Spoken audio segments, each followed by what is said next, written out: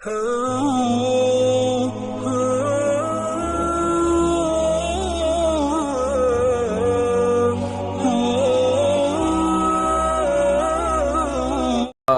چاہتے ہیں کہ انسان کا اللہ سے تعلق قائم رہے، اللہ سے محبت رہے، اس کو ایک تعلق رہے۔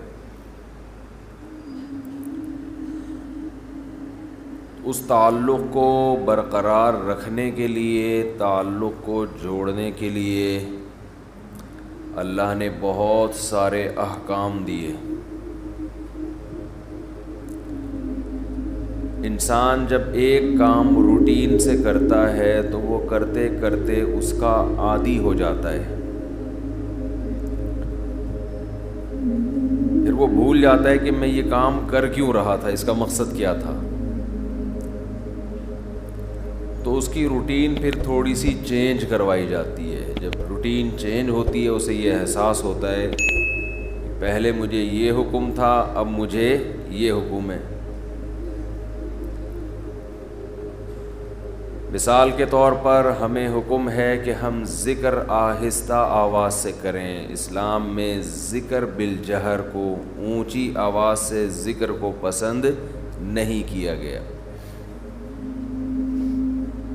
صحابہ سفر کے دوران اونچی آواز سے ذکر کر رہے تھے تو آپ صلی اللہ علیہ وسلم نے فرمایا، تم کسی ایسی ذات کو نہیں پکارتے جو بہرا ہو، وہ تو سنتا ہے۔ لیکن ہم دیکھتے ہیں کہ بقرعید کے دنوں میں، ایام تشریق میں، نمازوں کے بعد بلند آواز سے تکبیر کہلوائی جاتی ہے۔ اللہ اکبر، اللہ اکبر، لا الہ الا اللہ، اللہ اکبر، اللہ اکبر وللہ الحمد۔ یہ روٹین سے ہٹ کے، اس سے کیا ہوتا ہے، جیسے ہی تکبیر کی صدائیں گونجتی ہیں ایک دم ہمیں احساس ہوتا ہے یہ کیا بھئی، یہ کیا ہو رہا ہے ایسے، فوراً توجہ اللہ کی طرف جاتی ہے کہ بھئی اب اللہ نے اس طرح سے ذکر کرنے کا ہمیں حکم دیا ہے، اب اللہ کا حکم یہ ہے۔ اور یہ تکبیرات ہم فجر کو پڑھتے ہیں اور ایام تشریق میں، یعنی 13 ذی الحجہ کی عصر میں جا کے ختم کرتے ہیں۔ حالانکہ قربانی کے ایام 3 ہیں، مسلسل بلند آواز سے ذکر کرتے ہیں۔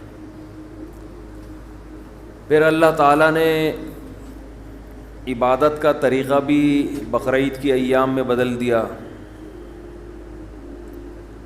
کہ اللہ کو یاد کرنے کا طریقہ یہ ہے کہ جانوروں کے گلے پہ چھری پھیرو، یہ بھی روٹین سے ہٹ کرے۔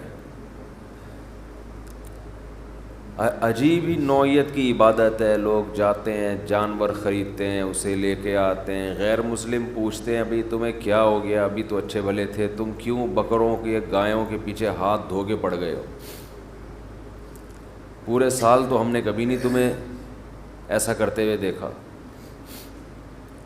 یہ ایک دم سے کیا سیزن آتا ہے اور ہر آدمی گائے لا رہا ہے، بکرے لا رہا ہے، جانور لا رہا ہے، گلیوں میں گھما رہا ہے اور اسے کاٹ کے کھا بھی رہا ہے اور کھلا بھی رہا ہے۔ غیر مسلم پوچھے گا بھئی یہ کیا ہو گیا، ہم کیا کہیں گے، بھئی یہ کس کا حکم ہے، اللہ کا۔ تو یہ اللہ کو یاد کرنے کے اللہ نے بہانے رکھے ہیں۔ حج میں کیا ہوتا ہے، بالکل ایک الگ نوعیت کی، روٹین سے ہٹ کے آپ لاکھوں روپے خرچ کر کے بیت اللہ کی زیارت کے لیے جاتے ہیں، بیت اللہ کا طواف کرتے ہیں، کنکریاں مارتے ہیں۔ دنیا پوچھتی ہے ابھی کیا ہو گیا، بھائی اتنے روپے خرچ کر کے اس کام کے لیے آئے تھے، یہاں پتھر مارو گے اور اس گھر کا طواف کرو گے، اس پہ اتنا پیسہ خرچ کیا، اس سے کیا مل رہا ہے تمہیں؟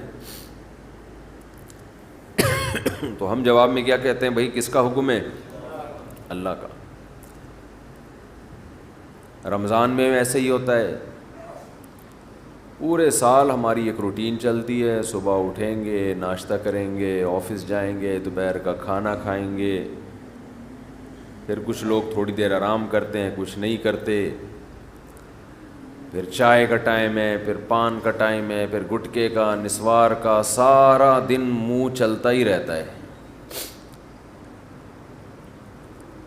اس کے بعد جناب گھر آئیں گے، پھر رات کا کھانے میں کیا کھانا ہے، کھانا کھانا کھانا کھانا صبح سے لے کے شام تک۔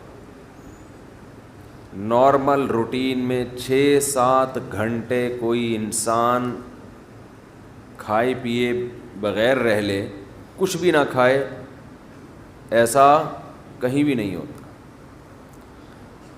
پوری دنیا میں نہیں ہوتا۔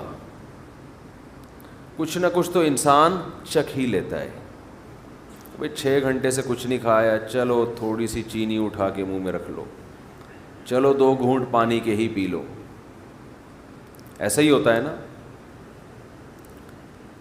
چلو بھائی 2 نوالے، چلو دودھ کے دیگچی سے ڈھکن ہٹا کے 1 چمچ ملائی چاٹ لو۔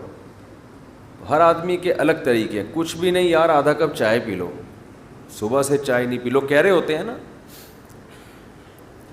لیکن رمضان میں کیسی اللہ تعالیٰ روٹین چینج کراتے ہیں، ایک دم عالم اسلام میں ایک تہلکہ مچتا ہے۔ سحری تقریباً صبح 5 بجے بند ہو رہی ہے، تقریباً، اوپر نیچے، ایسا نہ ہو آپ ساری دنیا میں 5 بجے تک کھاتے رہیں بیٹھ کے، مثال دے رہا ہوں۔ تو 5 بجے کے بعد 6 7 8 9 10 11، دوپہر 11 بجے 6 گھنٹے ہو گئے، آپ نے نہ کچھ کھایا اور نہ پیا۔ چلو 6 گھنٹے، 12 1 بج گیا اور 8 گھنٹے ہو گئے۔ نارمل دنوں میں ایسا نہیں ہوتا کہ 8 گھنٹے تک ایک نوالا بھی آپ نہ چکھیں۔ کوئی غیر مسلم آپ کے ساتھ ہو تو وہ کہے گا شاید اب یہ کھا لے گا کچھ۔ 8 گھنٹے، 1 بجے تک کتنا ٹائم ہوتا ہے؟ 8 گھنٹے ہو گئے، شاید اب یہ کچھ 2 نوالے کھا لے، پھر وہ آپ کو دیکھ رہا ہے بھائی ابھی بھی نہیں کھا رہی ہے۔ ویسے تو جائیدادیں کھا جاتا تھا، ہے بھائی، جو چیز کھانے کی نہیں بھی ہوتی تھی وہ بھی کھاتا تھا، اور اب پتہ نہیں کیا ہو گیا اس کو۔ 1 بجے کے بعد پھر 2 بجے، 3 4، شام 5 بج گئے اور 12 گھنٹے ہو گئے۔ وہ حیران ہوگا یار ابھی بھی نہیں کھایا اس نے۔ پھر 6 بجے، پھر 7 جب بجے ہیں تو 14 گھنٹے ہو گئے۔ ہو سکتا ہے کوئی غیر مسلم آپ کے ساتھ ہو، دیکھے کہ بھئی آج شاید اس کو کھانا نہ ملا ہو، ایک دن برداشت کر لیا اس نے، 14 گھنٹے تک نہ کھایا اور نہ پیا۔ شاید کچھ شوگر لیول کم کرنا چاہتا ہو، یہ کسی ڈاکٹر نے مشورہ دیا ہو کہ آج تمہاری آنتوں میں کوئی سوزش ہے، کوئی پرابلم ہے، تو 14 گھنٹے تک مت کھاؤ۔ اس کے بعد آپ نے کھایا، وہ الگ بات ہے، پھر ایسا کھایا کہ پولیس بھی آپ کو نہیں روک سکی۔ پھر کیا ہوا ہے کہ آپ سارا دن آپ نے روزہ رکھا، اس کے بعد غیر مسلم دیکھے گا کہ شاید اب ان کے مذہب میں نماز کی آج چھٹی ہوگی، کیونکہ انہوں نے نماز سے بڑھ کر محنت والا کام کر لیا ہے۔ لیکن وہ دیکھتا ہے کہ اب یہ عشاء کے بعد اور مزید لمبی لمبی رکعتیں پڑھنا شروع کرتے ہیں، جو پورے سال میں یہ عمل نہیں ہوتا۔ اِنَّهُ يَرَاكَ حِينَ تَقُومُ وَتَقَلُّبَكَ فِي السَّاجِدِينَ، اے نبی جب آپ نماز کے لیے کھڑے ہوتے ہیں وہ اللہ آپ کو دیکھتا ہے، اور سجدہ کرنے والوں کے ساتھ الٹتا پلٹتا بھی آپ کو دیکھتا ہے اللہ۔ تراویح میں کیسے رکوع میں جا رہے ہیں، پھر قومہ میں جا رہے ہیں، پھر سجدے میں گر رہے ہیں، پھر سجدے سے بیٹھ رہے ہیں، پھر دوبارہ سجدے میں جا رہے ہیں، پھر کھڑے ہو رہے ہیں، پھر دوبارہ رکوع، پھر قومہ، پھر سجدہ، پھر سجدے سے۔ کوئی کھڑے ہو کر دیکھ رہا ہو جس نے کبھی یہ عبادت نہ دیکھی ہو، تو وہ حیران ہوگا نا کہ یہ مسلمان پاگل ہو گئے ہیں, دماغ خراب ہو گیا ہے, ان کو ڈاکٹر نے ایکسرسائز کا کہا ہے, ایک ہی کام کیے چلے جا رہے ہیں, کیے چلے جا رہے ہیں, رکنے کا نام لے ہی نہیں رہے. جس نے کبھی عبادت نہ دیکھی ہو تو حیران ہوگا نا یہ کر کیا رہے ہیں. ایسا تو کسی چرچ میں نہیں ہوتا, ایسا تو کسی مندر میں نہیں ہوتا, ایسا تو کسی یہودیوں کی عبادت گاہ میں نہیں ہوتا. کتنی لمبی لمبی رکعتیں ہوتی ہیں تراویح کی.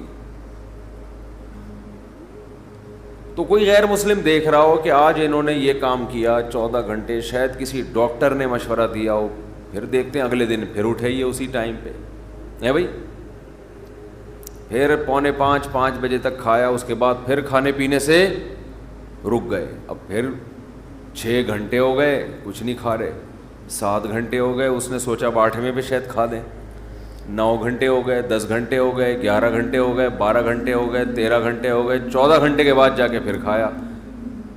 تو وہ کہے گا یہ باولے ہو گئے ہیں, یہی کہے گا نا, ان کا دماغ کیا ہو گیا ہے یار. ایک دن ڈاکٹر مشورہ دیتا ہے, 2 دن دیتا ہے, پھر وہی تراویح, وہی مریخ سے آیا ہوا تھا نا کوئی جس کو پتہ نہیں تھا رمضان کا, اگلے دن دیکھا پھر وہی. ویسے تو بڑے بدماش ہیں یہ, ایک نہیں مانتے خدا کی, لیکن اب انہیں پتہ نہیں کیا ہو گیا ہے. پھر تیسرے دن, پھر چوتھے دن, پھر 5ویں دن بھی وہی روٹین, 6ٹھے دن بھی وہی روٹین. اس نے کہا اب یہ نارمل روٹین پہ آئیں گے, کل سے ان کا ناشتہ شروع. تو 2 دن نہیں, 3 دن نہیں, 4 دن نہیں, 5 دن, 6 دن, 7ویں دن بھی ویسے ہی, 8ویں دن بھی ویسے ہی, 9ویں دن بھی, 10, 11, 12, 13, 14, 15, 16, بالآخر جا کے 29 یا 30 دن تک یہی کرتے رہتے ہیں.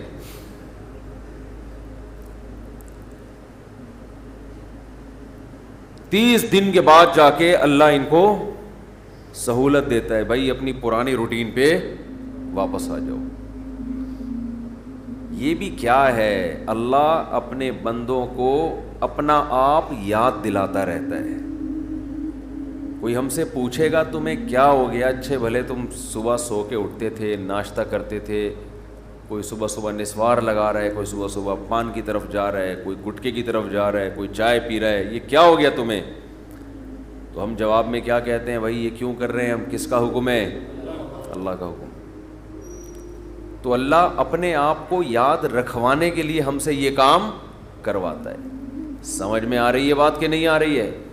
اللہ چاہتا ہے کہ میں یاد رہوں تمہیں.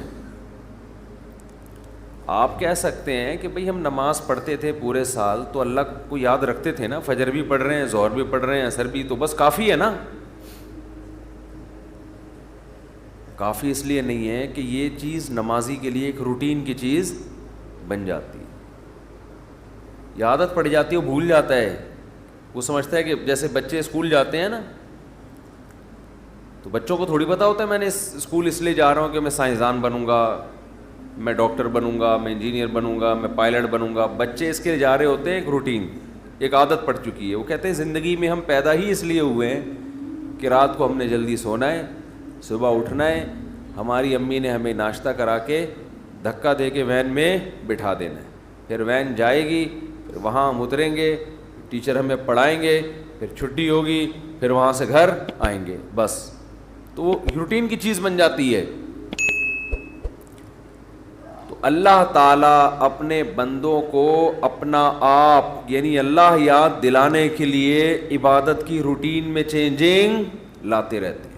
اور دیکھیں کیا کرتے ہیں اللہ تعالیٰ, نماز قضا کرنا اسلام میں سب سے بڑا جرم, اس سے بڑا جرم اسلام میں نہیں ہے. حج میں اللہ نے کہہ دیا کہ جب میدان عرفات میں وقوف عرفہ کرو تو مغرب پڑھنے کی اجازت نہیں ہے, قضا کرو مغرب. کوئی غیر مسلم کسی نمازی کے ساتھ رہا ہو اور اس نے دیکھا ہو کہ یار یہ کبھی نہیں دیکھا اس کو میں نے زندگی میں نماز چھوڑتے ہوئے. جو نمازی لوگ ہیں اگر کوئی ان کو 1 کروڑ کی آفر کرے کہ تو مجھ سے 1 کروڑ لے لے, آج مغرب کی نماز چھوڑ دے, وہ چھوڑے گا؟ کبھی بھی نہیں چھوڑے گا. نمازی ہوگا تو نہیں چھوڑے گا, وہ کہے گا 1 کروڑ یا 1 ارب میرے لیے کیا یہ برابر. لیکن وہ دیکھ رہا ہے غیر مسلم کہ یار یہ حج کرنے گیا ہے وہاں اللہ کو راضی کرنے, لاکھوں روپے خرچ کر کے, اور عرفات میں مغرب اس نے پی گیا, یہ مغرب پی گیا, یہ ہے بھائی پڑھ ہی نہیں رہا. اس سے پوچھو کیوں نہیں پڑھ رہا؟ بھائی مزدلفہ میں جا کے عشاء کی نماز جب ہوگی تو اس کے ساتھ پڑھوں گا. بھائی تو کروڑوں روپے کی تجھے آفر کی تھی اور تو پھر بھی نہیں, تو نے چھوڑے تھا, تو اب کیوں چھوڑ دیا؟ اب تو یہاں آیا ہی خدا کی عبادت کے لیے, اب تو تجھے اور خشوع و خضوع سے پڑھنی چاہیے. جواب میں آپ کیا کہیں گے؟ بھائی اللہ کا حکم ہے. تو یہاں بھی اللہ اپنے آپ کو یاد کروانے کے لیے ہم سے مغرب کی نماز قضا کروا رہا ہے, تاکہ احساس رہے ہم پڑھتے جب تھے نا تو روٹین کی وجہ سے نہیں, اللہ کی وجہ سے پڑھتے تھے. لہذا جب وہ کہے گا نہیں پڑھو, چھوڑیں گے ہم پھر. سمجھتے ہو کہ نہیں سمجھتے؟ نہیں سمجھتے نا, مسئلہ سارا یہی ہے. اگر سمجھتے ہوتے تو پہلے سے سمجھ کے بیٹھے ہوئے ہوتے. ہم یہ سمجھتے ہیں کہ یہ کلچر کا حصہ ہے, یہ رمضان اور بقرعید اور نہانا دھونا جمعے کے دن, یہ کلچر کا حصہ ہے. یہ کلچر نہیں ہے بھائی, یہ اللہ چاہتا ہے کہ میرے بندے مجھے یاد رکھیں. سب کی بیس اور روح یہ ہے کہ اللہ کو بندوں سے اتنا تعلق ہے کہ اللہ چاہتے ہیں میرے بندے دنیا میں جانے کے بعد مجھے بھولیں نہیں.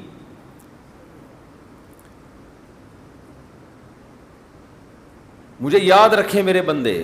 تو ہر وہ چیز جو آپ کو اللہ یاد کرواتی رہے گی, اللہ کی نظر میں اس چیز کی ویلیو سب سے زیادہ ہے. کون سی چیز ہے جو آپ کو سب سے زیادہ اللہ یاد دلاتی ہے؟ وہ عبادت ہے دعا. سمجھتے ہیں کہ نہیں سمجھتے؟ آج دعاؤں میں زیادہ زور نہیں ہے, یہ بڑا مسئلہ ہے.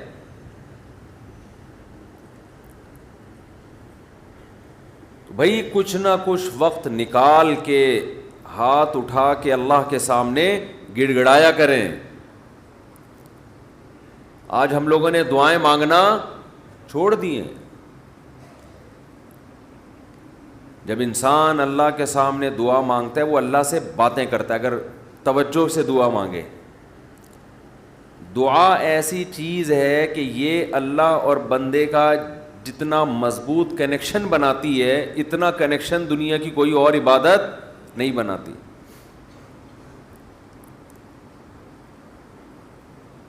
ہمیں شیطان ورغلاتا ہے کہ اس سے مل کیا رہا ہے تمہیں, نظر تو کچھ بھی نہیں آتا, ملتا تو کچھ بھی نہیں ہے. یہ شیطان کا بہت بڑا دھوکہ ہے, وہ بندے اور اللہ کے تعلق کو مضبوط نہیں ہونے دیتا. حضرت عمر رضی اللہ تعالی عنہ فرمایا کرتے تھے کہ مجھے اس کی زیادہ فکر نہیں ہوتی کہ میری دعائیں قبول ہو رہی ہیں کہ نہیں ہو رہی, مجھے زیادہ فکر اس کی ہوتی ہے کہ دعائیں مانگنے کی توفیق مل رہی ہے کہ نہیں مل رہی. دعائیں مانگنے کی توفیق مل رہی ہے تو اس کا مطلب قبول ہو رہی ہیں. تو فوکس تو اس کو کرو کہ دعا مانگ رہے ہیں کہ نہیں مانگ رہے. یہ کیسے ہو سکتا ہے کہ اس احکم الحاکمین کے سامنے ہاتھ اٹھاتے ہوں اور وہ خالی ہاتھ واپس کرتا ہو؟ تو آج دعاؤں میں جان ختم ہو گئی, دعائیں مانگنا چھوڑ دی. یہ جو میں نے قرآن کی آیت پڑھی ہے, رمضان اور دعا کا آپس میں بہت گہرا تعلق ہے, بہت گہرا. جب انسان اللہ کے لیے کوئی عبادت کرتا ہے, کوئی قربانی دیتا ہے, اللہ کا نام قرآن میں ہے شکور, قدردان. شکور کسے کہتے ہیں؟ قدردان. آپ تھوڑا کرو وہ اس کی قدر بہت زیادہ کرے.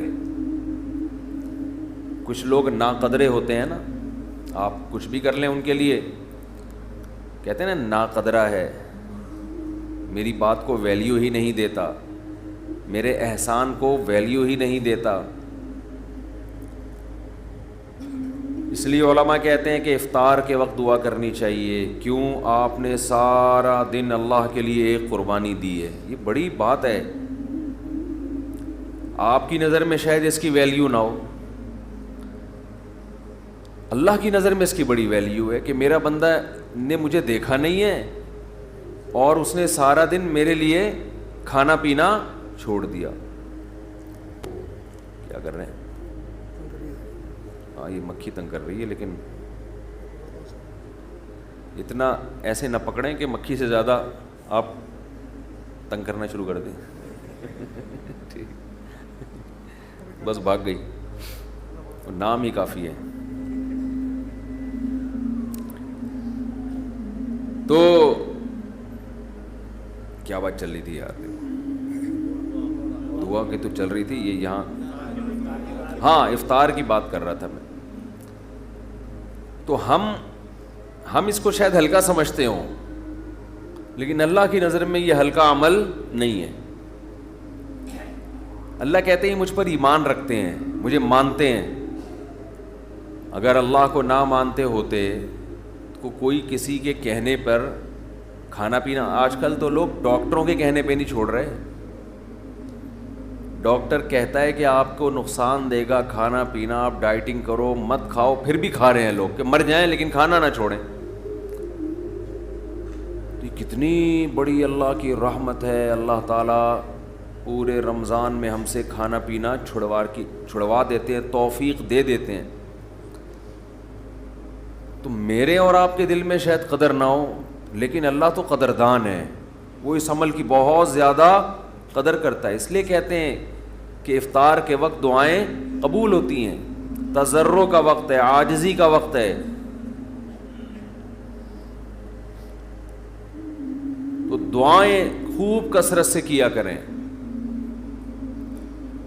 دعاؤں میں عاجزی, گڑ گڑانا, لجاجت کرنا.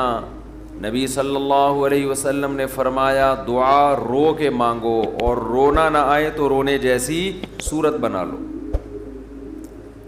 صورت بنا لو رونے جیسی. ہمارے نبی نے ہمیں, کیونکہ اللہ کے سفیر ہیں نا, اللہ کا پیغام لے کر آئے, تو ہر چیز میں ہمیں گائیڈ کر دیا ہے. غیر مسلم کے پاس نہ مانگنے کا طریقہ ہے, کس سے مانگنا ہے یہ بھی نہیں پتہ, کیا مانگنا ہے یہ بھی نہیں پتہ.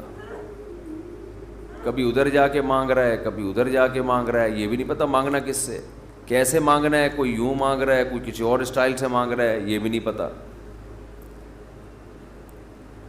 کون سے ٹائم پہ مانگنا ہے جس میں قبولیت کا امکان زیادہ ہے, یہ بھی نہیں پتہ.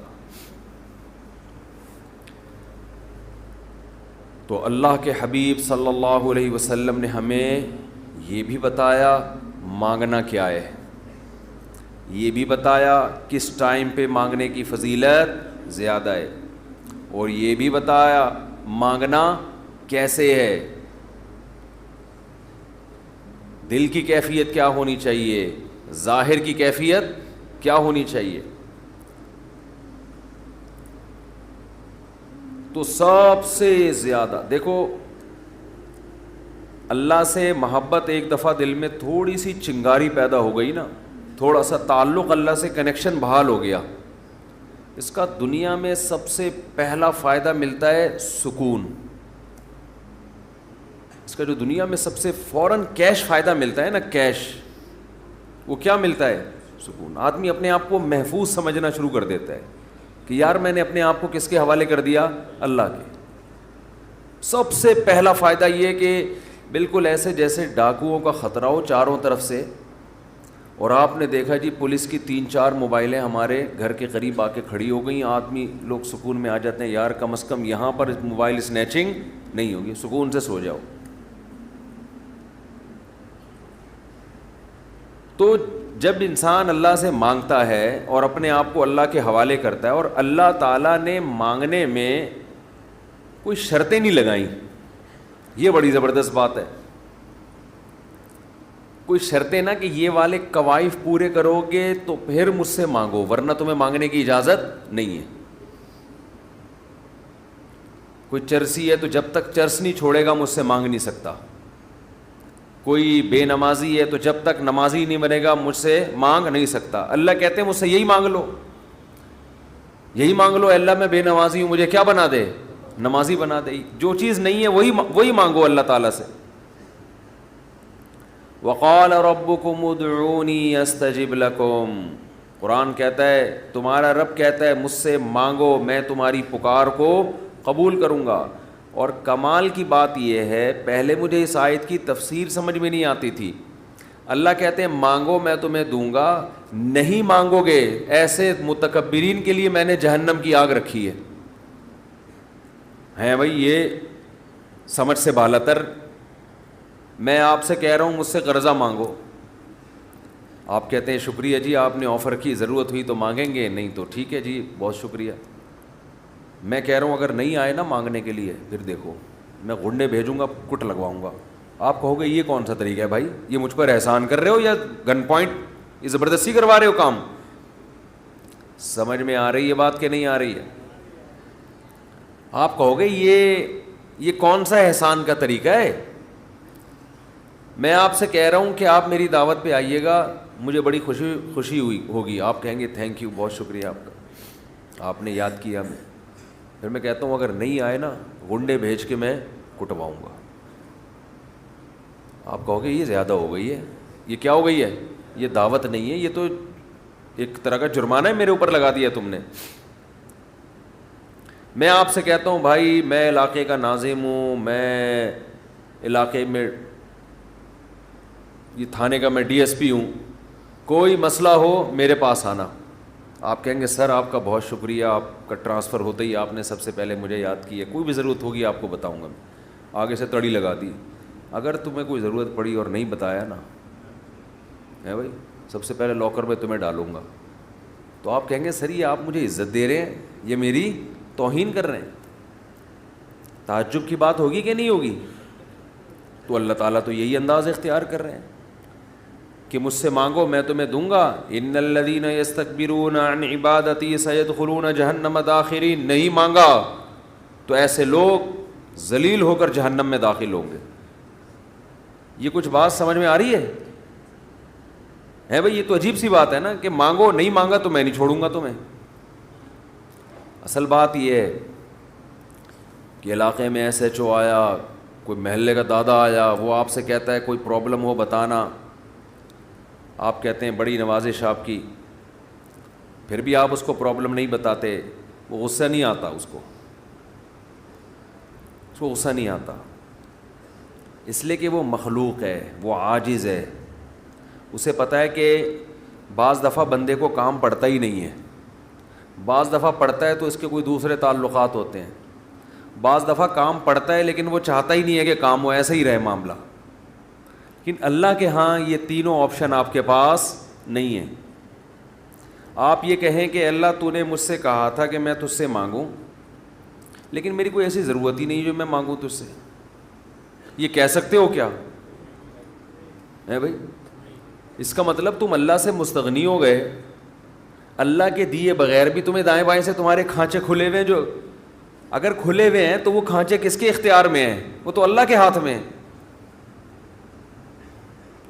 آپ یہ بھی کہہ سکتے ہو کہ مجھے اس لیے مانگنے کی ضرورت نہیں کہ میرے تو سارے مسائل حل ہو رہے ہیں, میں صبح میری جاب لگی ہوئی ہے, میری تنخواہ ہے, ایک ملٹی نیشنل کمپنی میں اچھی سیٹ پر بیٹھا ہوا ہوں میں, میری سیلری گھر آ جاتی ہے, مہنگائی بھی نہیں ہے, پیٹرول بھی نئی حکومت نے سستا کر دیا ہے وغیرہ وغیرہ, تو اب تو کوئی مسئلہ ہی نہیں ہے. تو اللہ کہے گا اگر کوئی مسئلہ نہیں ہے بالفرض, اول تو پاکستان میں ہو اور مسئلہ نہ ہو, یہ ہو نہیں سکتا. یہ تو پھر اس کا مطلب ہے آپ سو رہے ہیں, آپ کی کوئی اٹھائے گا اور آنکھ کھل جائے گی آپ کی. تو آپ کے ساتھ اگر کوئی مسئلہ نہیں ہے, آپ ان اسباب کو دیکھ رہے ہو, اس کا مطلب آپ سمجھتے ہو کہ ہوتا اسباب سے ہے, اللہ سے نہیں ہوتا. بھئی اللہ تو جب چاہے ان اسباب کو فیل کر دے. آپ اپنے آپ کو خدا سے مستغنی سمجھ رہے ہو, آپ سمجھ رہے ہو مجھے خدا کی ضرورت نہیں ہے. اس پر اللہ عذاب دے گا کہ تو اپنے آپ کو یہ سمجھ کیسے بیٹھا کہ تجھے ضرورت نہیں ہے میری. یہ ایسے محلے کا کوئی دادا آیا اور سارے کام اس کے ہاتھ میں, اس نے آپ سے بولا کوئی تنگ کرے تو مجھے بتانا, اور اسے پتا ہے کوئی نہ کوئی تنگ کر رہا ہے اس کو, آپ پھر بھی نہیں بتا رہے اس کو. وہ بلائے گا, بولے گا بھائی آپ کیوں نہیں بتا رہے؟ آپ کہتے ہیں بھائی کوئی مجھے تنگ کر رہا ہے تو میں برداشت کر رہا ہوں, اس لیے نہیں بتا رہا. اس پہ غصہ نہیں آئے گا اس کو. لیکن اگر آپ نے اس سے کہا کوئی مجھے تنگ کر رہا ہے, میں آپ کو اس لیے نہیں بتا رہا کہ مجھے پتہ ہے کہ میرے جاننے والے ہیں, وہ مجھے بچا لیں گے, اس دادے کو غصہ آئے گا کہ میرے علاوہ کون اس محلے کا دادا ہے بھائی, آئے گا کہ نہیں آئے گا؟ تو اللہ کے سامنے ہم یہ بھی نہیں کہہ سکتے کہ اللہ یہ پریشانیاں مجھے تنگ کر ہی نہیں رہی ہیں, مجھے کوئی ٹینشن ہے ہی نہیں, یہ بھی نہیں کہہ سکتے. اس لیے نہیں کہہ سکتے کہ ہم انسان ہیں, مخلوق ہیں, اللہ کے ہاتھ میں سارے اسباب ہیں. وہ جب پریشان کرنے پر آئے گا, وہ مصیبتیں دینے پر آئے, ہم میں سے کسی میں دم نہیں ہے کہ ان مصیبتوں کو اس کی توفیق کے بغیر برداشت کر لیں. یہ ممکن نہیں ہے, اور یہ بھی ممکن نہیں ہے اس کے علاوہ کوئی وہ مصیبتیں ہم سے دور کر دے. کتنی بڑی وعید ہے دعا نہ مانگنے پر. اور جو لوگ دعا نہیں مانگتے, حقیقت یہ ہے کہ وہ اپنے آپ کو دعا سے مستغنی سمجھتے ہیں. وہ کہتے ہیں مجھے ضرورت کیا ہے. میں ایک چٹکلا سناتا ہوں نا ایسے موقع پہ. ایک آدمی اپنا گدھا بیچنے جا رہا تھا بازار میں. کسی نے پوچھا کیا کر رہا ہے؟ اس نے کہا کہ یہ گدھا میں جاؤں گا مارکیٹ میں لاکھوں کا بکے گا. کسی نے کہا کہ انشاءاللہ کہہ دے کہ اگر اللہ نے چاہا.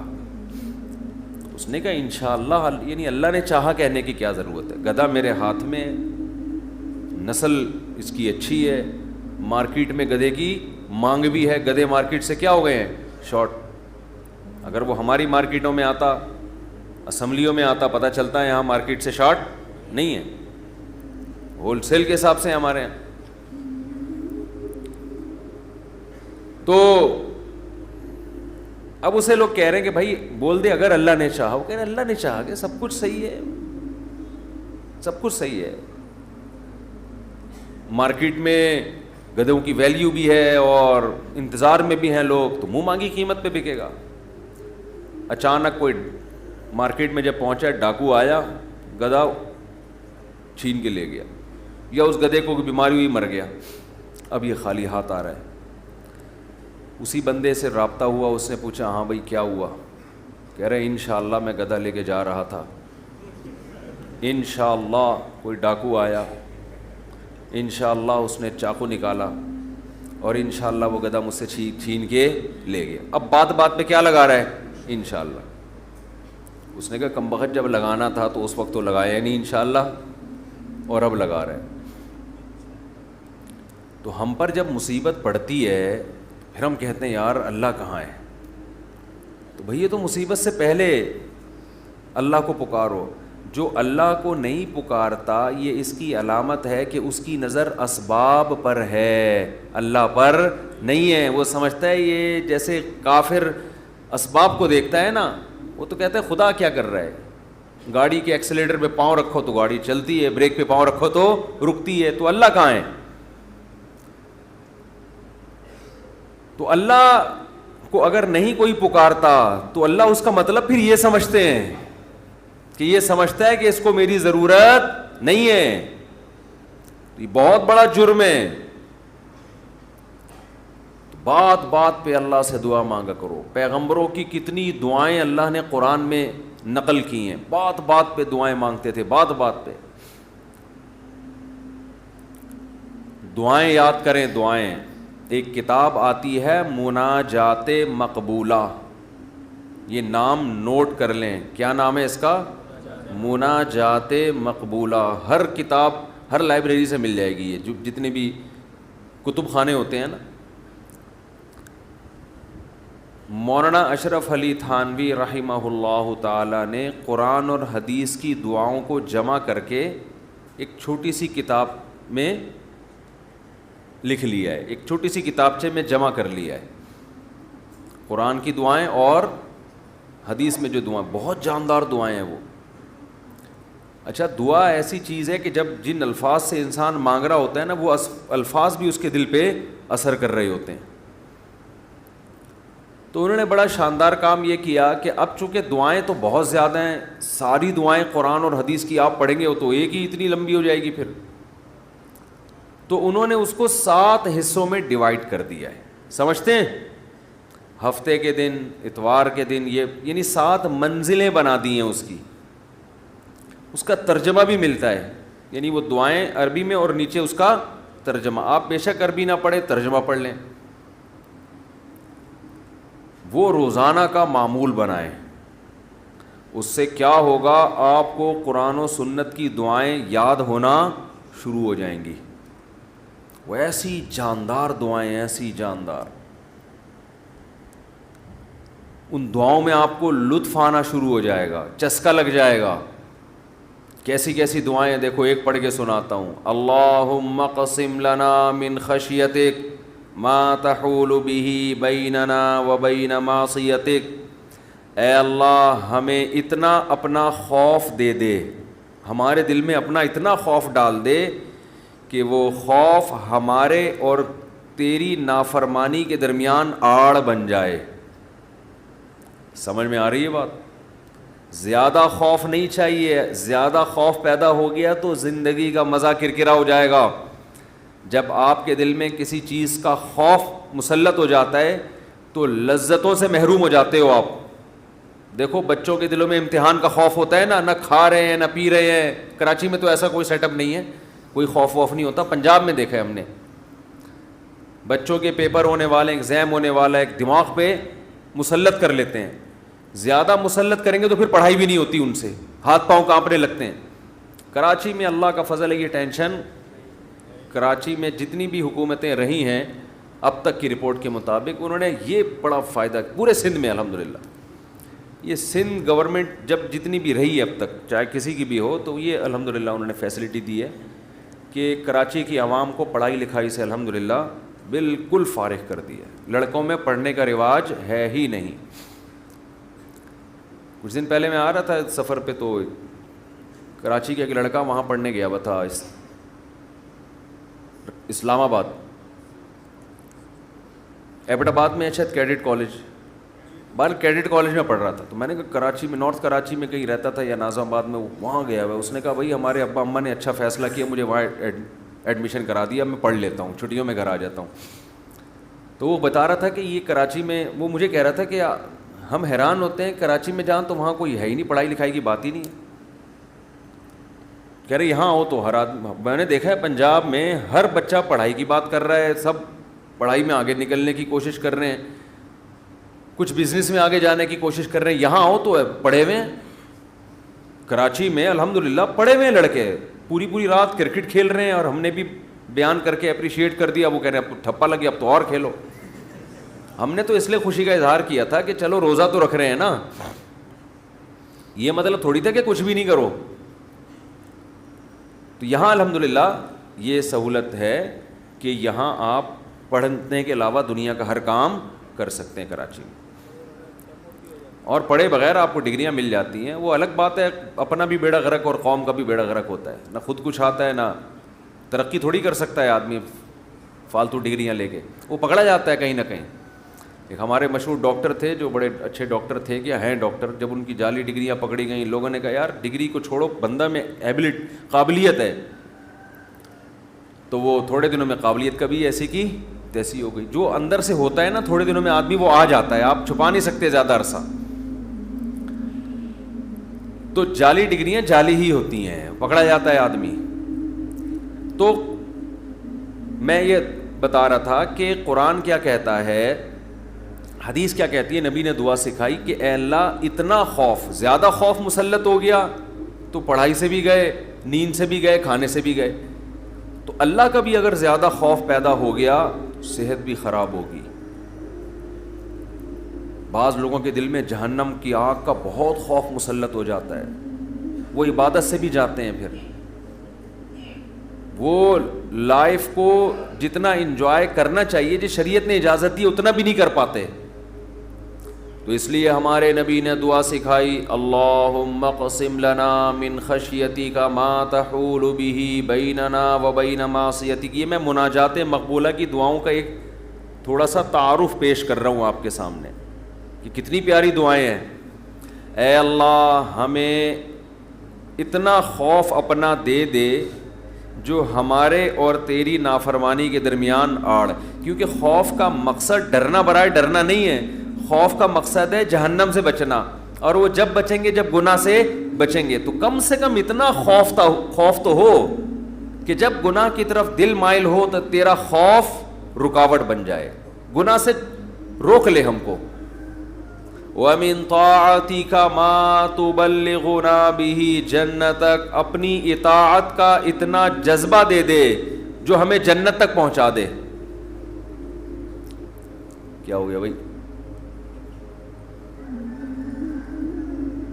کیا ہوا؟ اچھا, وَمِن طَاعَتِكَ مَا تُبَلِّغُنَا بِهِ جَنَّتَكَ, یہ اسی کی تکمیل ہے.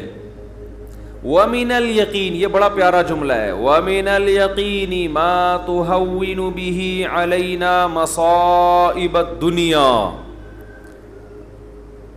اے اللہ اپنا اتنا یقین دے دے, اتنا یقین, تیری ذات پہ اتنا یقین آ جائے کہ تو سب کچھ کرنے والا تو ہی ہے.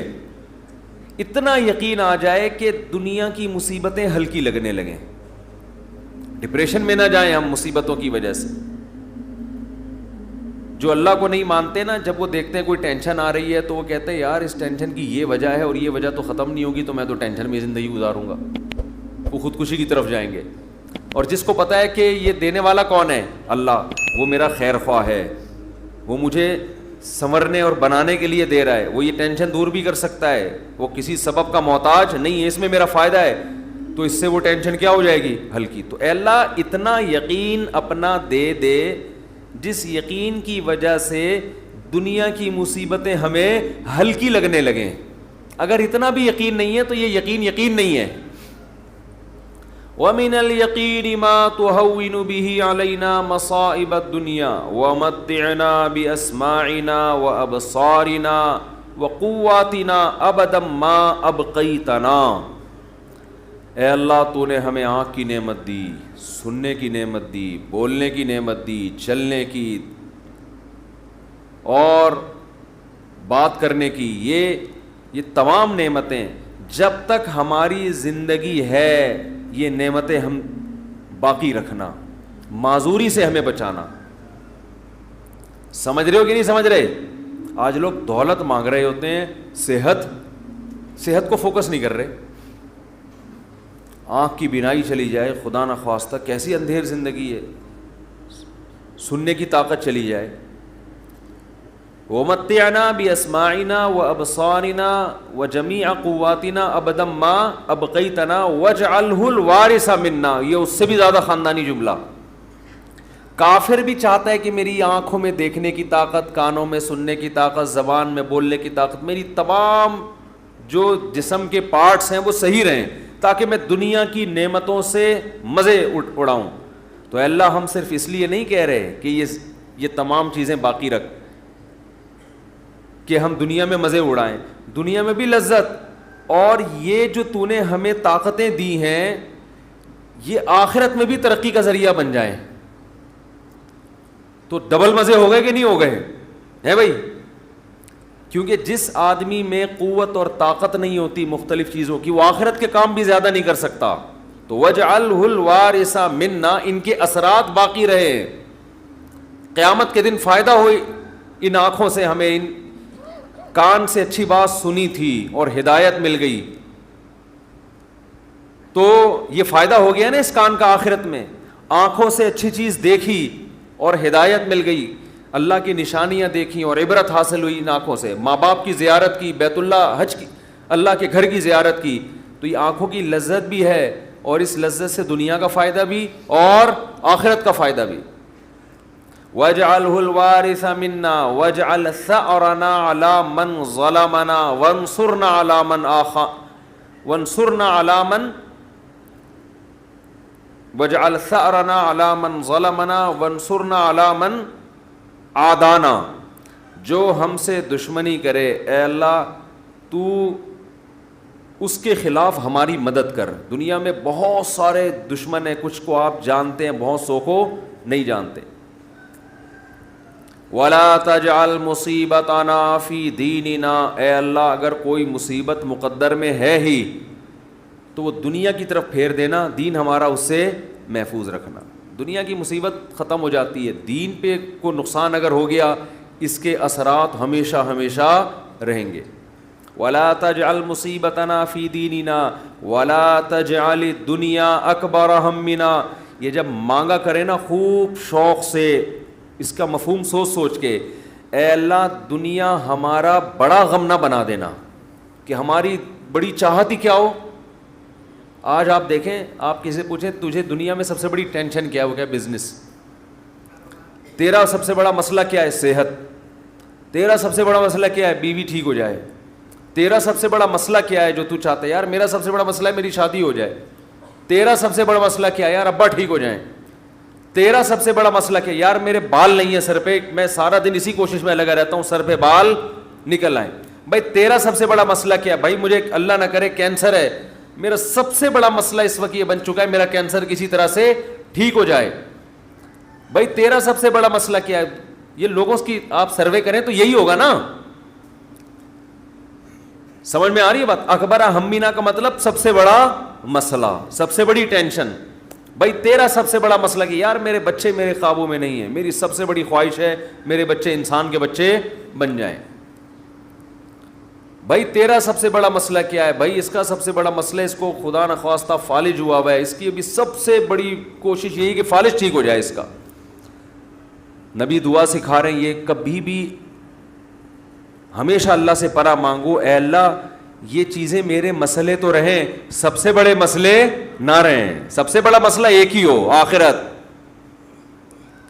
بھائی یہ مسئلہ ختم ہو گیا، کوئی دوسرا مسئلہ آ جائے گا آپ کے ساتھ،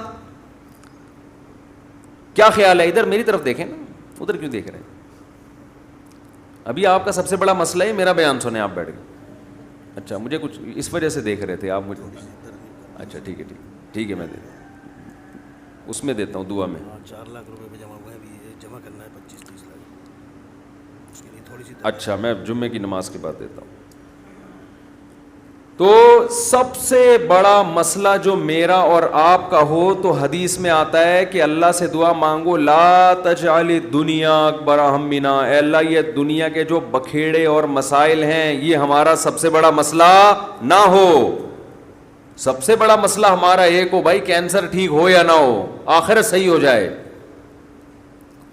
ہم نے ایسے علماء کو دیکھا ہے موت کے وقت شفا کی زیادہ فکر نہیں ہے ان کو کہ میں ٹھیک ہو جاؤں، فکر یہ ہے کہ بھلے مر جاؤں لیکن مغفرت ہو جائے آخرت میں۔ ہمارے ایک استاذ تھے 45-50 سال بمشکل ان کی عمر ہوگی، بیمار ہو گئے بہت سخت۔ تو میں جب بھی ان سے ملنے کے لیے جاتا ان کی عیادت کے لیے، عام طور پہ جب آپ بیمار کی عیادت کے لیے ملے تو بس وہ ایک ہی چیز کر رہا ہوگا، یار میں ٹھیک ہو جاؤں، بس میں ٹھیک ہو جاؤں، بس میں ٹھیک ہو جاؤں، اب فلاں ڈاکٹر، وہ اس کے علاوہ اس کی کوئی چاہت نہیں ہوتی۔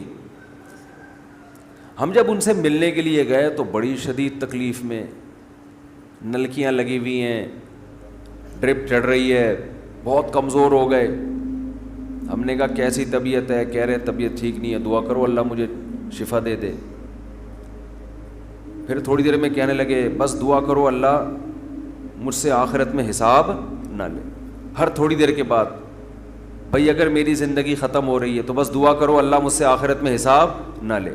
دنیا دار آدمی کہتا ہے بس ختم ہو رہی ہے تو نہیں، ختم نہیں ہو، بس یہ دعا کرو، یہ میں مرنا نہیں چاہتا بھائی میں کسی بھی قیمت پہ۔ وہ اللہ سے مانگ بھی رہے کہ شفا، ہم اللہ کے بندے ہیں، ہم نے اللہ کے سامنے یہ تھوڑی کہنا ہے کہ اللہ تیری مرضی ٹھیک کرتا ہے تو کر دے، نہیں تو نہیں، یہ نہیں، ہم نے تو دعا تو یہی مانگنی ہے اللہ ہم کمزور ہیں ٹھیک کر دے۔ بڑا مسئلہ اس سے بھی بڑا ہے، وہ کیا ہے؟ آخرت۔ کمپیئر ہے، کمپیریٹیو ڈگری ہے۔ اگر کوئی مسئلہ آپ کا سب سے بڑا ہے تو آخرت اس سے بھی بڑا مسئلہ ہونا چاہیے۔ اگر آپ کا مسئلہ آپ کی بیگم ہے تو آخرت اس سے بھی بڑا مسئلہ ہونا چاہیے۔ اکبر ہمنا، سب سے بڑا مسئلہ میرا اور آپ کا کیا ہونا چاہیے؟ اللہ۔ اب یہ ہم کبھی بیان میں سن لیتے ہیں لیکن جب آپ پراپر یہ دعائیں مانگتے رہیں گے، اے اللہ میرا سب سے بڑا مسئلہ دنیا نہ ہو، تو دل پہ اثر ہوگا کہ نہیں ہوگا اس کا؟ استحزار ہوگا کہ نہیں ہوگا کہ میں تو اللہ سے بار بار یہی مانگتا ہوں کہ میرا سب سے بڑا مسئلہ دنیا نہ ہو، اور آج میں نے سب سے بڑا مسئلہ اس کو بنایا ہوا ہے. وَلَا تَجْعَلِ الدُّنْيَا أَكْبَرَ هَمِّنَا وَلَا مَبْلَغَ عِلْمِنَا، میری نالج کی انتہا بھی دنیا نہ ہو. آپ کی نالج گھوم پھر کے کس کی طرف آتی ہے؟ دنیا کی طرف.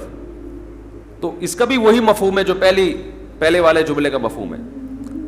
وَلَا مَبْلَغَ عِلْمِنَا وَلَا غَایَةَ رَغْبَتِنَا وَلَا تُسَلِّطْ عَلَيْنَا مَن لَّا يَرْحَمُنَا، اے اللہ کوئی ایسا شخص ہم پہ مسلط نہ کر جو ہم پہ رحم نہ کرے. ہر آدمی کے اوپر کوئی نہ کوئی ہوتا ہے.